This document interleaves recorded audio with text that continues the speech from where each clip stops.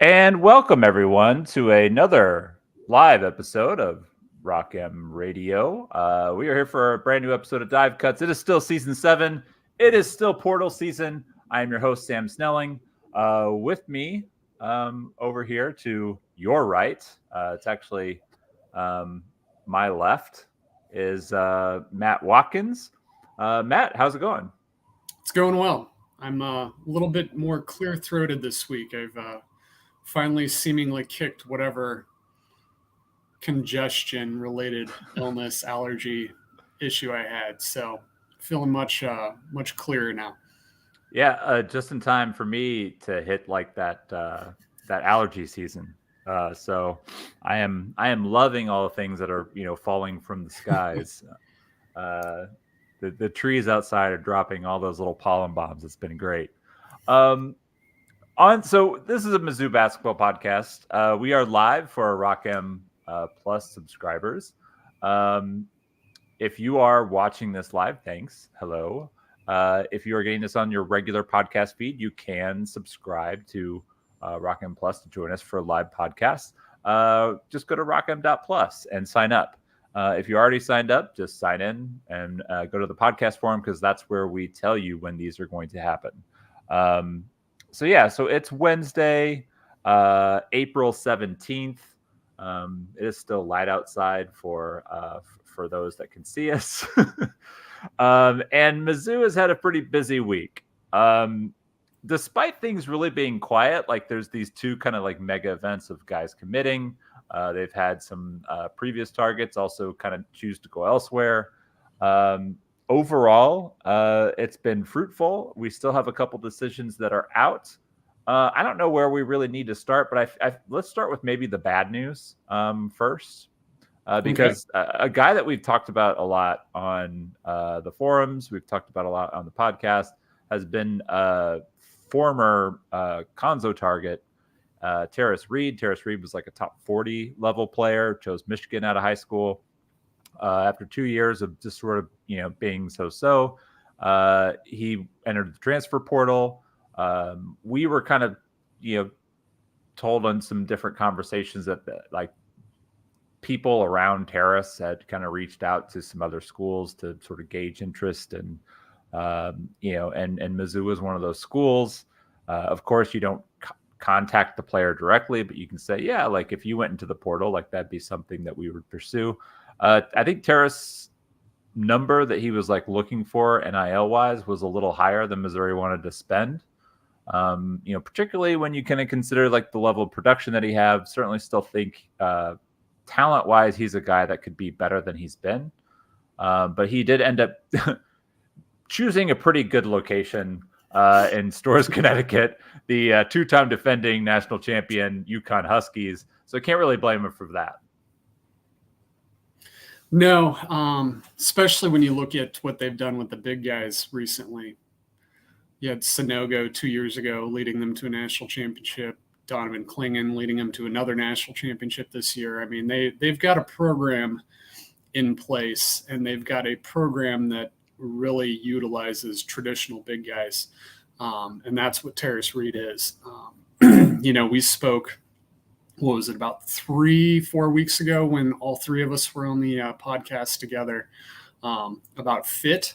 And I was kind of 1-on-2, and I'm not by any means delighting in this news, but there's a lot less questions in my mind about going to a program like UConn that has a defensive and offensive scheme that really utilizes a traditional big man in the way that Tarris Reed plays, whereas Mizzou hasn't and Florida State really didn't. That's not to say you can't make adjustments, but there was some question about fit, and I think for him, that was a really good fit. UConn, I might be a little surprised that they went Tarris Reed's route. He's a good player, but when you look at a guy that was averaging, I think, 8 points and 4 rebounds a game, they must see something in him that they believe that they can get out of him that Juwan Howard surprisingly didn't get out of him.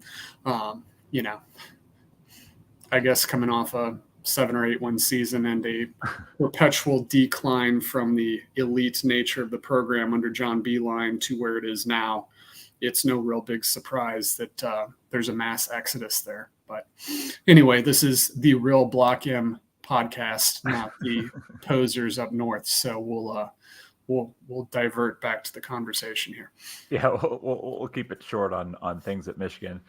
So I think that Dan Hurley likely sees what people saw from Tarris kind of coming out of high school and like the kind of player that he could be, and that's a guy that I think when we were obviously. I don't completely disagree with your position on whether they should recruit Tarris or not. I did sort of think like the fit wasn't perfect, but I also don't really think that the fit is perfect with a guy like Peyton Marshall. And they took him. So I think there are some things you can do to sort of evolve guys that are maybe more traditional bigs. But I also think who Tarris has been at Michigan wasn't always who he's become at Michigan. So being that guy coming out of high school, being a top 40 talent, guy that was ranked higher than Donovan Clingan, and obviously Klingan's a massive guy, and Tarris doesn't quite have that size, but I think that there were some things that Michigan did with him, packing on some weight, which makes sense maybe for the Big Ten. Big Ten is a very sort of interior league. There's a lot of big bodies. It didn't completely make sense from a standpoint of trying to maximize his talent. I think hopefully going to UConn can kind of give him the chance to reset. I'm still, a fan of the kid. Family's a great family. So it's, sure. We've always said, we root for people to succeed. There's no hard feelings. I thought, if he came to Mizzou, there was going to be a lot of things that he was going to have to kind of get through to be productive. But I thought it was also a risk that was worth taking because he's a talented guy. And they still don't really have an answer at the 5. We can talk about that later. And I think we will talk about that later because we've got a lot of topics to kind of hit on. But I want to talk at least, make a pivot to the guys who at least chose to join up with Dennis Gates and go to the University of Missouri. So let's start with the first one is Tony Perkins, who I think was probably the most important guy that they've been recruiting. There's no question that Mizzou needed a point guard. Whatever he was asking for name, image, and likeness, you probably needed to pay it. And it was a situation where there were a lot of people who were sort of thinking that Perkins was going to be an Indiana guy. We did kind of catch some wind on background that there were people around Tony, mainly kind of like his development coaches that are in Indiana, that weren't really thrilled with how Indiana has developed their guards, the style of play that they have, and they thought he would be better kind of going elsewhere. So I don't really think this was I don't think Indiana was as big of a player for Tony as a lot of people kind of thought. I thought the bigger competition was going to be Oregon. Oregon obviously was having to kind of replace a lot from an NCAA tournament team. I think we saw that they wanted to see if they could kind of get him to play a little bit more off the ball, and he wanted to be more on the ball. But either way, it came down to Dennis Gates sort of having a prime target, going out and making sure that he signed him. And I think this is, even with some of the guys potentially coming down the pike, Tony Perkins was a guy you just absolutely had to have.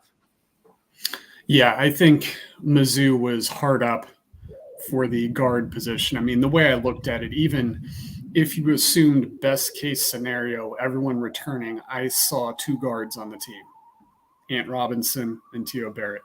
You've got a freshman who showed glimpses last year, but is far from a finished product. I'm high on Ant, and I hope he comes back. But I don't think you could feel comfortable about going into the year with a freshman that had the year that he had and, a sophomore that had a freshman year, the year that he had, and a true freshman on top of it. And really, you might be stretching to call either of them point guards at this point, even assuming their lack of experience. So yeah, getting a point guard was a big thing. There's some question about whether Tonje might be better on the ball or a little bit more off the ball. To me, he's a point guard. He played point guard last year for Iowa. Iowa does not play the exact same style of offense Mizzou does, but it's similar. They like to get out and run. They like to, they run good sets. He's not a Sean East point guard, and I don't mean that as a negative for either. It's just that Sean was very competent and very capable dribbling and creating his own shots off of ball screens and navigating the defense, doing the Steve Nash bit where he'll cycle around through the bottom of the lane and come back out looking for creases. That's not Tonje Perkins' game. He's a one read type player. If he's got a downhill angle, he's going to take it. If there's an open pass, he's going to take it. But having that experience, and he's a fifth-year player who made second team All-League in the Big Ten and deserved it, to be able to inject that experience to me is massive. I mean, no matter who Mizzou gets in the portal, I don't think anything will be as vital as them landing Tonje Perkins. Yeah, I agree with that. He's a guy who has been efficient offensively. Last year was a 1.08 or 1.09 points per possession per KenPom, about 75% of the minutes, which is a healthy amount. And we're already kind of like looking at the depth chart a little bit, and I don't know that you're going to need him to play that much with the amount of bodies that seem to be signing up to play for Missouri next year, provided that everybody's currently on the roster stays on the roster. But he's fairly high usage, takes a decent amount of shots, does so with a level of efficiency. His shooting this year dipped, but last year, he's never been a great shooter, but he definitely had a down season. He's not a guy that takes a lot of threes. And one of the things that I always try to determine if a guy is a good shooter or not is what are his free throw percentages. And he's always been a very good free throw shooter. So it is one of those things that I think if you kind of get him in the right situations and you get him, shooting the right kinds of threes, then I think you're going to hopefully see that percentage go up. Any other thoughts on Mr. Perkins before we? Yeah, I just want to address the shooting there real quick. I've got my chart pulled up here. Tonje what's that? Said the chart. The chart. Tonje was good off the catch. The big thing about this year is his shot profile changed a little bit, where he was only taking 26.5% of his jump shots off the catch, which is an extremely low number, and he was taking 72% of them off the dribble. He did not shoot real well off the dribble. We will be upfront about that. He's below median. Most people don't. Correct. Even considering the field, he was a little bit below average. But his catch and shoot jumper was still there. So I think the drop in percentage is largely attributable to him moving onto the ball and the Iowa offense being okay with those shots. I think when you get Mizzou involved, and I'm fairly certain this is going to be the case, they're going to look to rework that a little bit. I mean, Tonje was a great rim finisher, and for a guard, nearly 40% of his shots came at the rim, which is really good. That's a really high number. Yeah. Being a 6'4" guy who likes to get out and run in transition, get downhill on ball screens if he can. That's what you're looking for versus the inefficient mid-range, which, again, all mid-range shots aren't bad. Sean East was excellent at it, but again, this isn't Sean East. This is kind of the opposite of what Sean is in my mind. Yeah, and it kind of comes down like if you can kind of clean up some shot selection things, you can make him even more efficient. And seeing the kind of jump that I think we've seen from guys and right. Dennis Gates' system in the past. But even as is, I mean, you're importing a guy who's a legitimate all-conference Big Ten player. Yeah. Without improvement, and that's a no-brainer to me.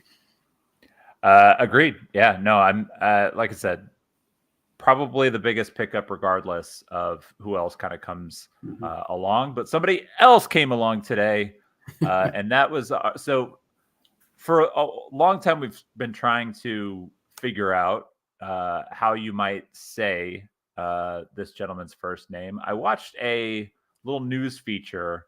I'm guessing maybe it was like Cincinnati. It was a local newscast because Northern Kentucky is sort of right there.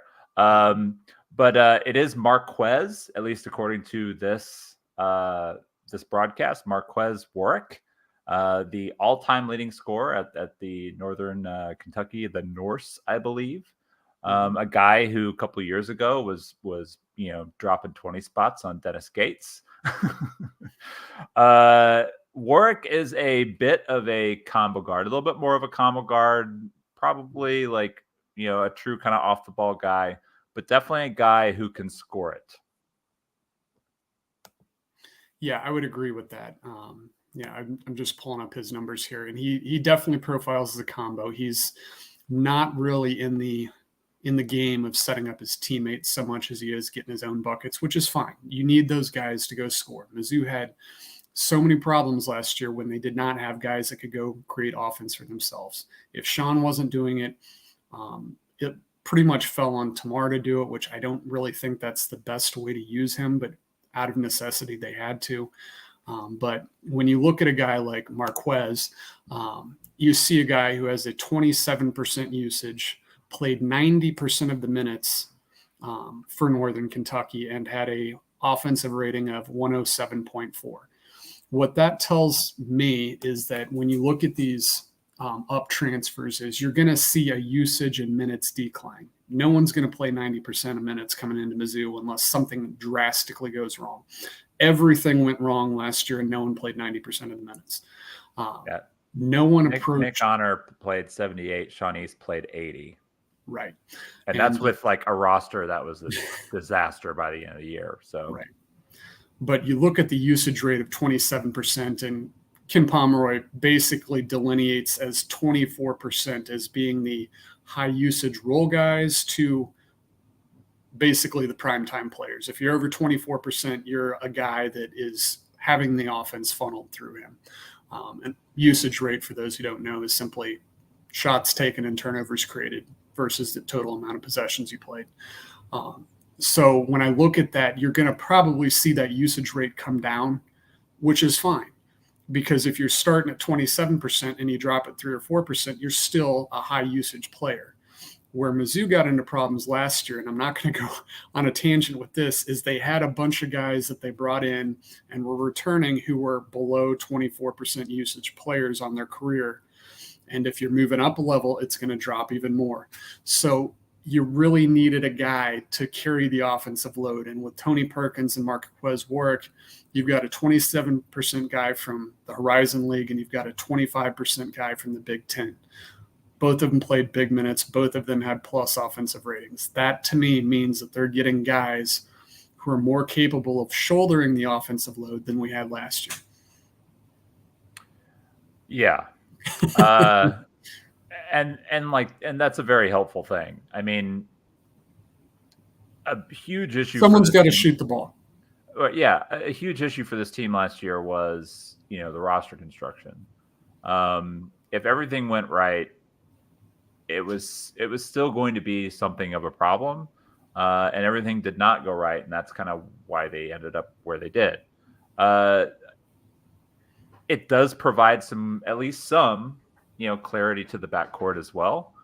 So on the Rockin' Plus forums today, I posted the updated scholarship chart / roster chart. I mean, it's just one of these things where we do the best that we can to sort of provide information on like who's on scholarship and who's not. A lot of this is going to be guesswork, especially now that we're sort of at the scholarship limit. But you have a clear starting point guard in Tony Perkins. You at worst have a sort of like top 6, 7, maybe 8 guy in Marques Warrick. And he's going to play probably some minutes at the point. we're hoping Anthony Robinson kind of takes a big step and you can rely on him for some minutes at the point, which would, I think, push Warrick more off the ball where he's a little bit more comfortable. You still have Tamar Bates off the ball. They're still expecting Caleb Grill to come back. And he can kind of play some two. Honor Batang can kind of play some two. So you're having a deep group of guards. The only issue, though, is that it really only seems like you have, Perkins and Robinson as guys who sort of trust to run the point, and then you have some guys who can kind of fill in. However, Illinois certainly proved that you don't necessarily have to have a ball handler at all. You could just like crab walk guys, up the court with your small forward, or just outrun them down the court. Yeah, or just catch the ball and run. That works too. Get ahead of steam. So it's been a really, really good week so far. We don't think it's necessarily done. True. So I'm gonna pivot. I'm just gonna put this thing up on the screen. It's gonna say, for those that are listening and not watching, the latest on Mark Mitchell.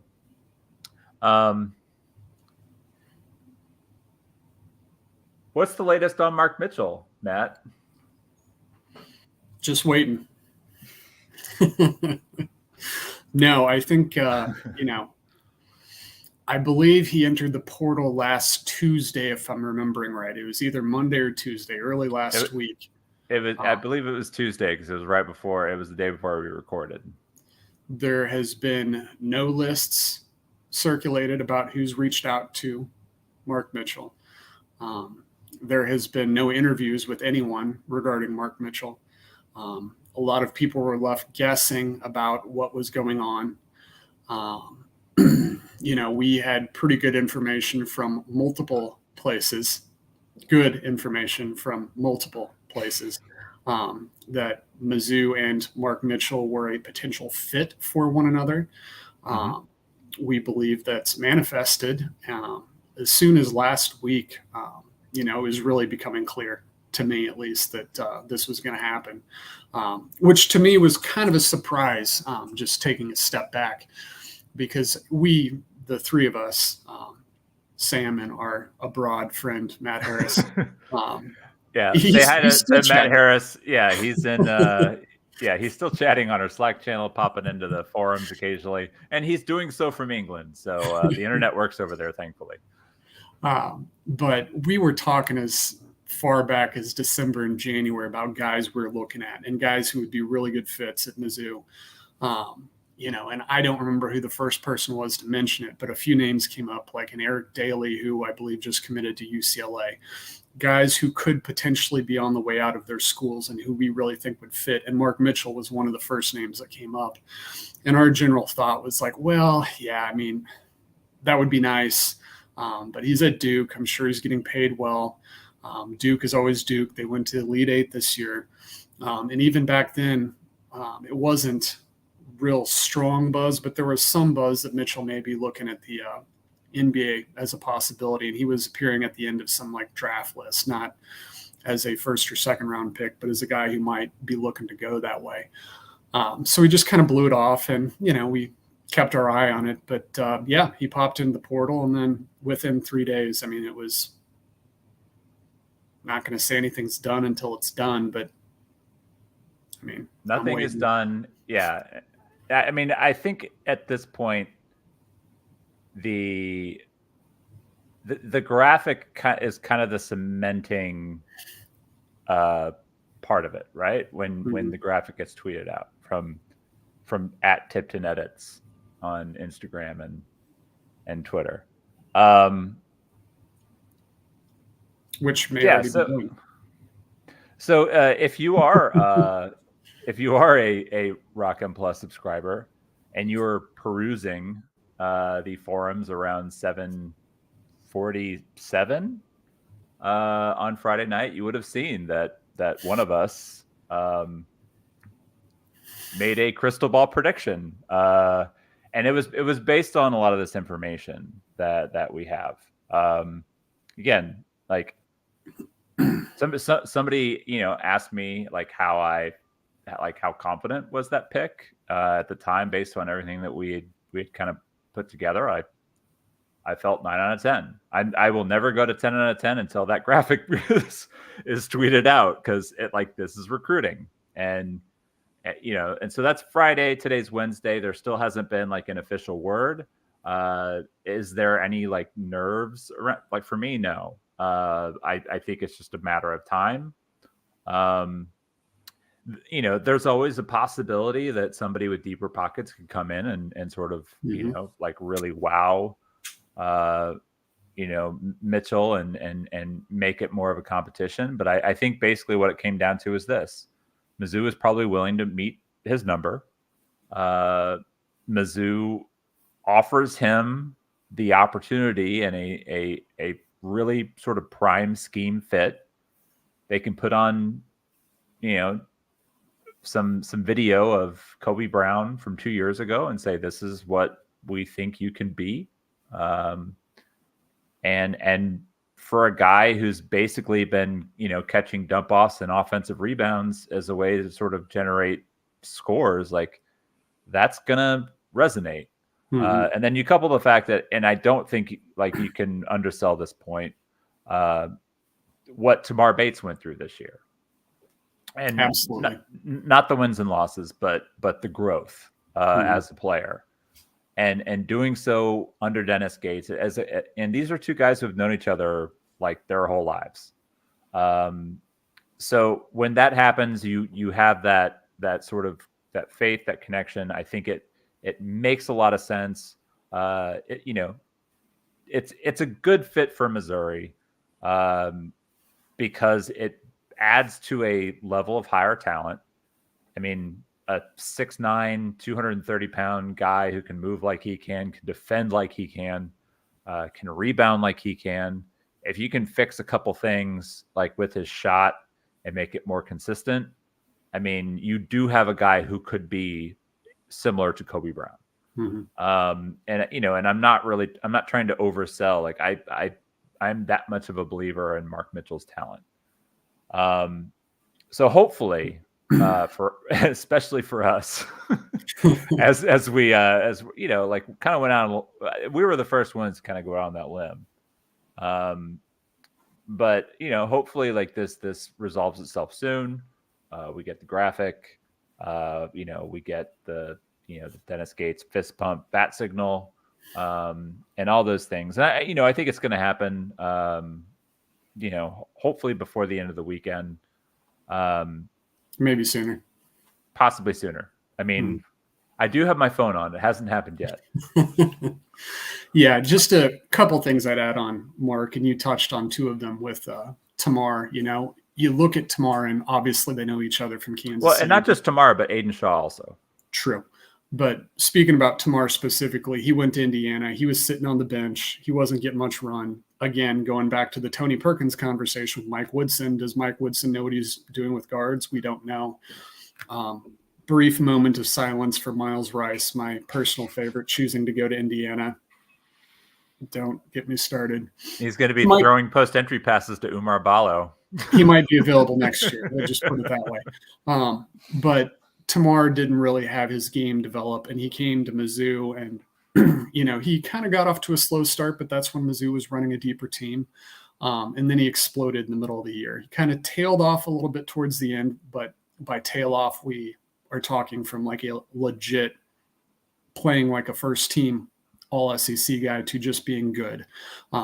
But you look at the growth that he's had, and Mark Mitchell isn't in the exact same situation Mark Mitchell is playing, but 60% of his offense comes from junk, grabbing offensive rebounds, running the wings in transition, getting dump offs. It's not very little of Duke's offense was centered around Mark Mitchell to showcase him and his talent. So then you look at what his strengths and Kobe Brown's strengths were at the same point in his career. They're not all that dissimilar. I mean, Kobe Brown developed into a all-league player his junior year. He couldn't shoot, but he was still very good. I think if Mark Mitchell's shot doesn't come around, he could be very similar to Kobe Brown as a junior, and that's a good thing to have. Right.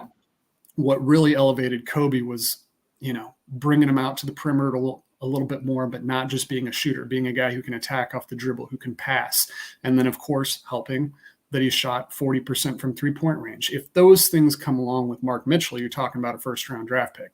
You know why? Well, we can point to Kobe Brown. He did the exact same thing here. So you put those two things together. You put an interest on both sides. It's not home, because I know I'm going to get in trouble if I say that with, he's from the Kansas side.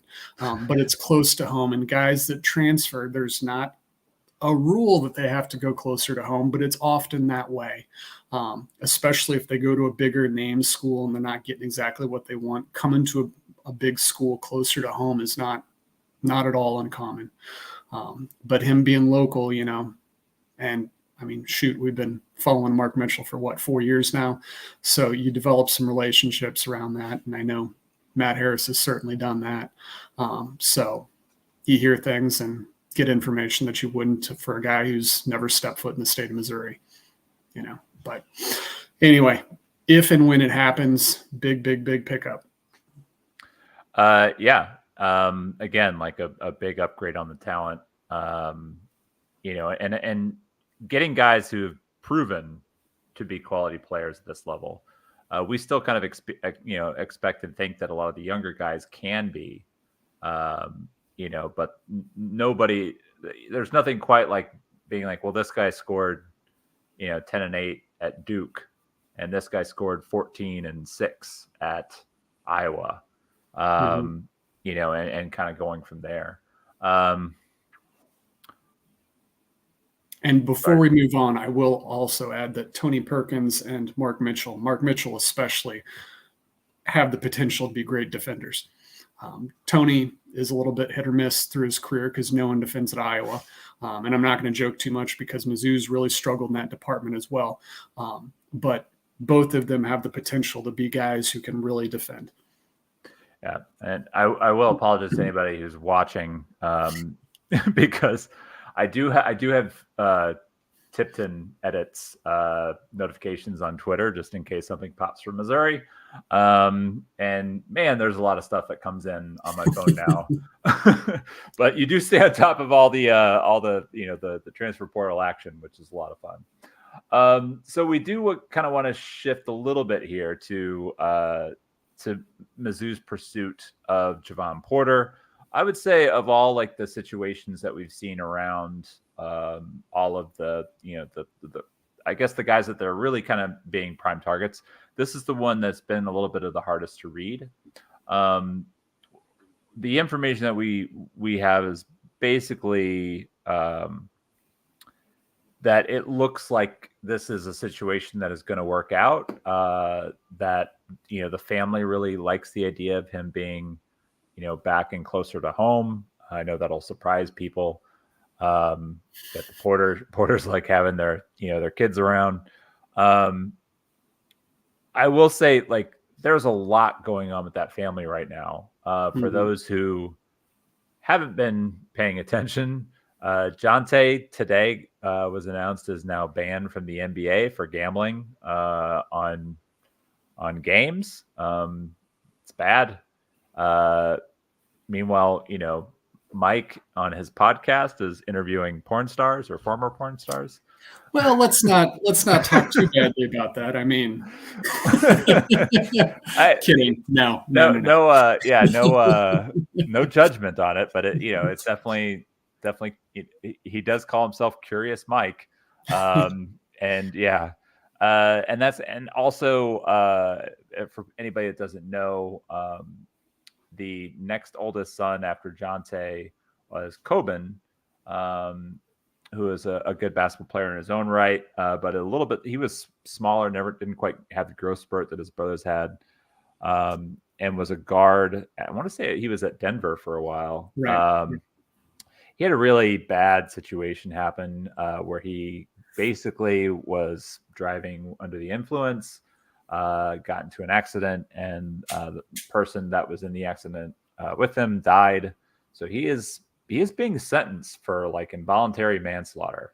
And I think it's the end of this week, if I'm not mistaken. That was the last setting I saw. With these things, they can always move around, and they often do. But it was originally set for April 19th, if I recall right. Yeah. So horrible situation. Porter's obviously going through a lot with Coben, and Tonje. So it's understandable that things might be going a little bit at a slower pace with Jevon. I think we know that Missouri still wants to get Jevon on board. I think they feel like he would be a good fit for them and what they want to do. But at some point it needs to happen. And I think they're understanding, Missouri is understanding that. I think the Porters are understanding of that because they can't sort of sit around and wait forever and then sort of be left, holding the bag, quite literally in this case, and then basically have to go out and try to find a replacement to kind of fill that spot. So it's complicated, I think, is what we would kind of come down to. Yeah, I would say Mizzou is the strong leader, but there is perhaps not as strictly worded as I'll say it, but there's a time limit on it.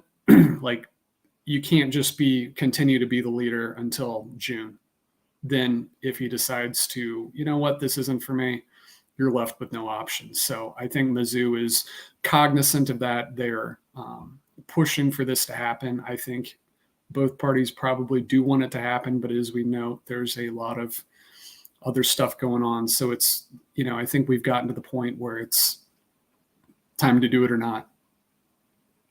So my read on it, and this is a little bit less strong than I would be with Mark Mitchell, but eventually it's going to have to happen. And I think this week is kind of where it comes to a head. So I would expect good news, but I would be a little bit less shocked if it doesn't happen than I would be with Mark Mitchell. Right. Yeah. If you had to put like confidence odds, like I said, I'm at 9 out of 10 on Mark. I'll be 10 out of 10 once that graphic hits the Twitter sphere. With Tonje, I'm probably more at like a 6. Or not Jevon. You shouldn't be putting odds on Tonje, Sam. Whoops. I wonder what you'd take. Is there a parlay available? Player props. I think player props is where he got in trouble. That's the stupidest imaginable. Sorry. Just people, if you love to do them, that's fine. But it's like betting the table at, betting the bad casino bets. But anyway, I'm not going to go into it. So. Yeah, I've already sort of put some thoughts out on the Rock'em forums. I'm not going to go any further. The irony of having gambling partnerships for your mega sports league is not lost on me. So that's what we have, and basically like all of these targets. I do think this sort of opens us up. We did sort of ask for a few questions. Before we move on to that, move on, just one last thing. I would say that of the 4 guys at issue, the guy I was least confident in coming into this week was Tony Perkins. Yeah. And they got it done. Yeah. Least confident. So things have been going well. That is, yeah, I would say that. I think I might have wavered a little bit more on Marques. Just for as we're talking about, like mainly because it's probably just me personally, but I've always sort of thought they needed more ball handling with that spot. But a dude who can get a bucket, okay, let's roll. I mean, when you really step back and think about it, though, is there a guy that you could transfer to as a player that you could transfer to that you trust more to get the most out of a Horizon League talent than Dennis Gates? I mean, he got Demoy Hodge NBA money. Dre Golston had his best year in college as a SEC player. He's playing overseas now. Great follow on Twitter if you don't follow him. We should get him on the podcast sometime. He loves talking hoops. So, yeah, but those 2 guys, that they were nowhere near that level before they came to Mizzou, and here they are. Yeah. So I like the 2 pickups so far. If they can sort of seal the deal on the next 2, I think that's probably a bit of a wrap on their portal season. We did get a couple questions, and we kind of want to address those. Yes. Love questions. So we're gonna start here with T-Mac Smash's question. It's what are the few people Rock M fans who have actually met in person? Tyler is a good dude. He ran into him at some side project events. So if anybody's going to those, you can usually find me. Shout out to side project. So he kind of wants to know about, maybe we did kind of touch on this a little bit at the 5, talking about, Tarris Reed, but he does want to know, how they're basically kind of handling the 5 spot.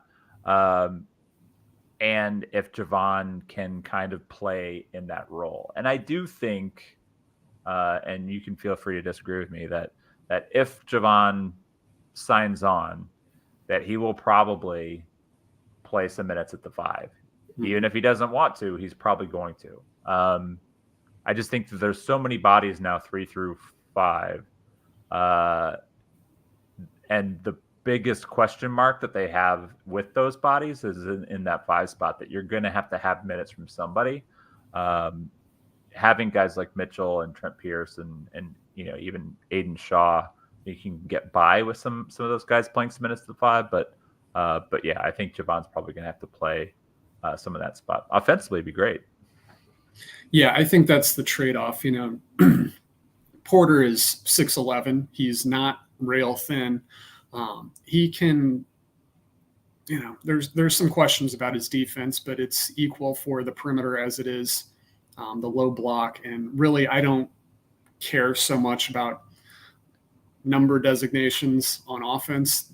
Dennis Gates is going to find out a way to get talent on the floor and get them into the right position. That Mizzou was lacking in that last year. They're remedying it this year, so I'm not concerned so much about the offensive side. Defensively, can he hold up?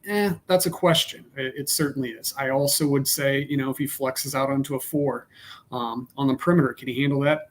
Not so sure. So, you don't want to just say, well, we're going to not have a good defender there.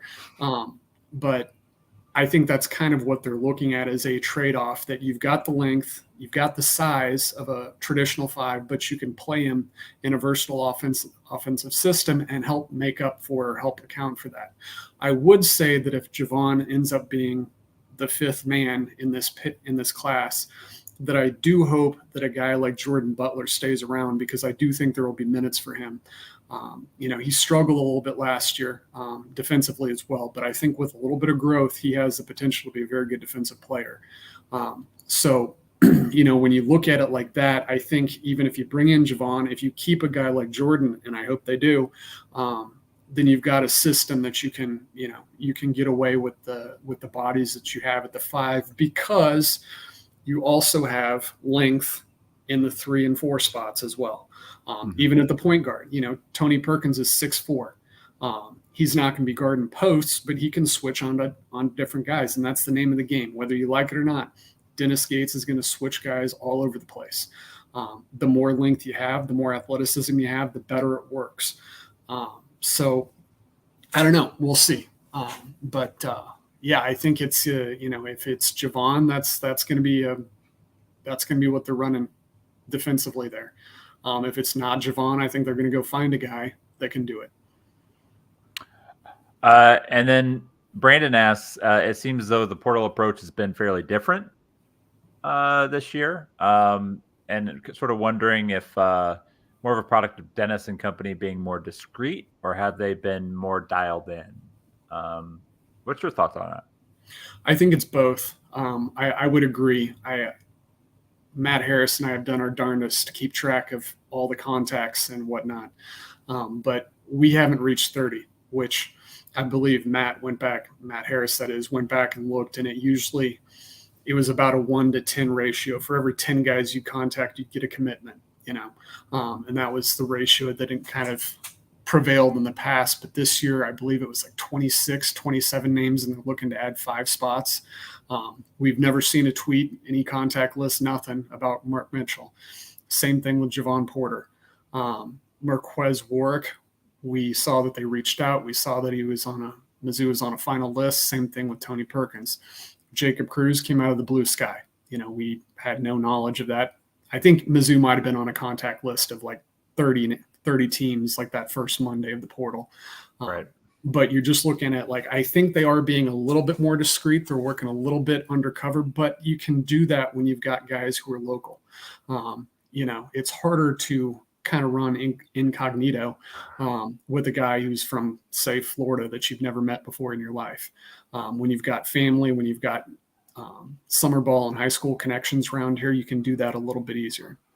On the other hand, I do think they've been slightly more picky about what they're doing. We don't know how many guys were eventually on their board, but Tony Perkins was high up. You can tell by how quickly they got him in for a visit, how quickly he committed. Marques Warrick, same thing. Jacob Cruz, he lasted 2 days since the portal opened. Those are 3 guys I'm firmly confident were at the top. Mark Mitchell, if he wasn't at the top prior to him entering the portal, he was very soon thereafter. So I think there's been a lot less shopping this year as opposed to like, we want this guy and we're going to go get this guy. Now, obviously that could change. But I think, they're not going through the Rolodex of guys. Yeah. And I think even, to the same degree, like, it didn't work out with Tarris Reed, but there was still like a very sort of specific approach of, and I do think like chances are they probably knew to some level that Mark Mitchell was either going in or likely to go in. And like, I think like this is how it all works now is, I don't think they're necessarily like negotiating, contracts or anything like that in February, but, chances are there's probably, somebody connected that says, like if we did go into the portal, this is probably what you could get. These are the teams that would be interested. And so guys are, especially at a level like Mark Mitchell, who's, a former top 20 player and McDonald's All-American. Those guys know exactly what the pool is going to look like if they go in. So I think for the most part, they're probably not doing their due diligence if they aren't aware of some of those things. So I do think that they've been more deliberate in their approach. It is a good thing that they got Tony Perkins. Very good. The board very after good. Tony Perkins is nothing that we were too enthused with. Obviously, there were some guys that they reached out to who were higher maybe on our list, like Miles Rice or even Zeke Mayo, who obviously went elsewhere. So it's just one of those things where, you have to know what your board is. You have to know like who the guys are that are interested in you as well as you being interested in them. And you have to be willing to make sort of quick decisions on, if that guy is going to be responsive or not. And I think, the good thing about, the only thing I think we could probably quibble with was sort of how long it's lasted with Tarris. I don't really blame them for how it's gone with Jevon and sort of taking this long. I would just say like, I think with everything that's sort of gone on with the family that you probably are willing to be a little more patient. The bigger thing for them is to sort of get Mitchell locked up. And then regardless of what happens with Jevon, I think your 3, 4, 5 spots are solid enough where you could be pretty happy with your portal class. Sorry, I was just scrolling through the news to make sure we weren't missing anything during our conversation here. This is what I do. Yeah. While working, this is how I operate. Like, haven't looked anything in 15 minutes. Missed 20 updates on transfer stuff. Yeah. There's a lot going on. I'm hopeful that they can wrap all this stuff up within the next week, because that means that we could record next week and then we could take a week off. And then Matt Harris can come back and just take the summer for us. Yeah. And then just nothing but Matt Harris talking to you about the Cotswolds. I think is that how you say it? Like it's one of those, like the Lake Country in England is where he's visiting, eating meat pies. We're getting all the pictures. It's been great. I'm sure they taste good. I have to admit, as far as like the aesthetic of the photos that were being sent as far as what he was dining on were maybe not the best. But I will say I am a big fan of like a chicken pot pie. So I can't hate on like any kind of like necessarily like a meat pie. But I feel like I can say like it's not something that usually looks great if you're taking a picture. Right. Like you want to kind of get like the fork in it so you get everything kind of spilling out in order to make it look good. And I feel like this is trying too hard. So we'll have to work with him on that. Yeah, I don't know. Is there anything else you want to hit on before we get out of here? I feel like we hit all our topics, and we're still we're under an hour, which is great. We did miss one thing. John Tonje is no longer with the Mizzou basketball program. He transferred out on Monday, which was slightly disappointing to me. I think there was a lot of talent in John Tonje, and we didn't get to see it, which was unfortunate for all parties involved. Watching his film and going over his numbers at Colorado State, he was a good player. He was a guy you could see projecting up to the next level. I mean, for my money, the Mountain West is every bit as good as the low-level high major. And he was performing well there. He played well against good teams. He was the 6'5" combo / wing player. I mean, that's a high major body. It's not like where you're taking a 6'5", 6'6" post guy who's dominating at a lower level and trying to match him up with 7-footers. He was physically there. His skill wise was there. He got hurt and it didn't work out. So he decided to leave the program and will pursue his 6th year of eligibility after his medical hardship waiver. Hopefully gets approved. Gets approved. Like if there's a situation where it should be here. Dennis Gates, to his credit, was even in the midst of a bad season, did preserve that for Tonje, which I think is commendable. The rule is you can't play past the midpoint of the season, and he tried getting him back in there from time to time, but once that midpoint season, he just shut it down. So yeah, there's something to be said for that when you talk about Dennis Gates and his relationship with players, and I'm sure John appreciated that. So there was a report from the Portal Report on Twitter, programs that have reached out to him: Virginia, Louisville, Iowa State, New Mexico, Iowa, TCU, DePaul, Arizona State, and Grand Canyon University. So that's a lot of, like very good programs, very good high major programs, maybe with the exception of DePaul, who now has a real coach. And Grand Canyon certainly spends like a high major. So so that's like major coach. Yeah, that's true with Bryce Drew, a former high major. But I mean, if he ends up at any of those, he's probably doing okay. I really I saw Virginia at first. I'm like, you think he would be really good for Tony Bennett. I'm kind of rooting for Iowa just so we can frame it as a trade. Complete the trade. I mean, we need a point guard. You guys need a wing. Here we go. It's the only thing that college sports doesn't have that the pros have is straight up trades. I'd be for it. Why not? I swear that we just need to get to the point where we have guys under contract and like this is what the contract is. If you can't enter a transfer portal because you're still under contract for 2 more years. We're not doing this with 5 minutes left, Sam. No. We're gonna wrap it up. So the last thing that we're gonna hit on is for anybody who is not currently subscribed, please go get subscribed to rockem.plus.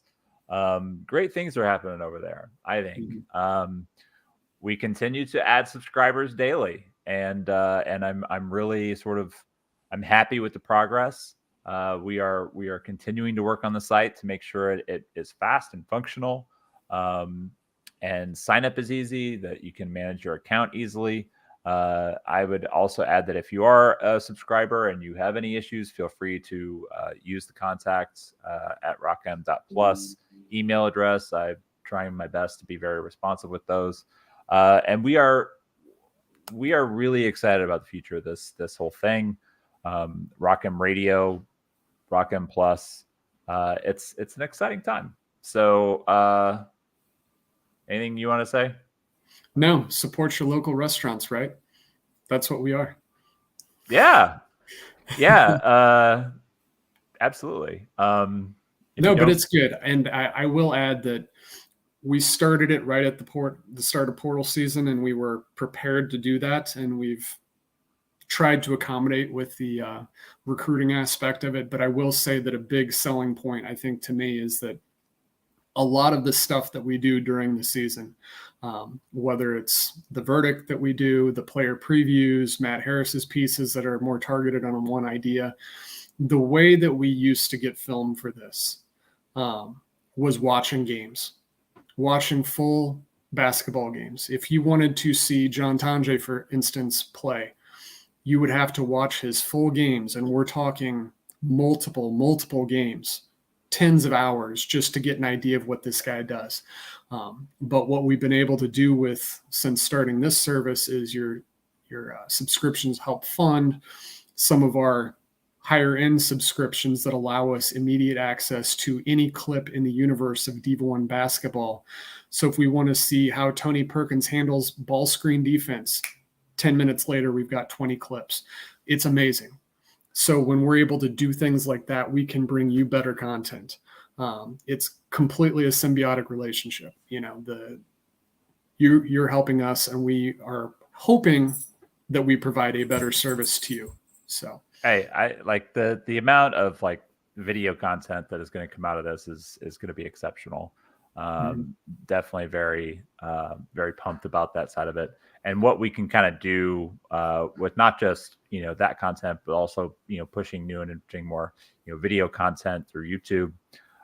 And I would also add, like, Chad Moeller had an hour-long like interview with Gary Pinkel last week. Very cool. Great podcast too. Yeah, it was really interesting. Gary's obviously a Mizzou legend. And so growing that out, like this is just beginning for RockM Plus. So we appreciate everybody who is already on board. Thank you for subscribing. If you're not on board, please hop in. RockM Plus, get subscribed, and drop a comment. Let me know what we can do better. And like I said, this is basically me running this thing and trying to do my best. So if there's something that I can do to make your life easier, to make it better on the forums or on the website, we'll certainly do that. But thanks everybody for tuning in. We'll be back next week. Hopefully we have a couple more commitments to talk about by then. And until then, thanks for tuning in. Have a good one.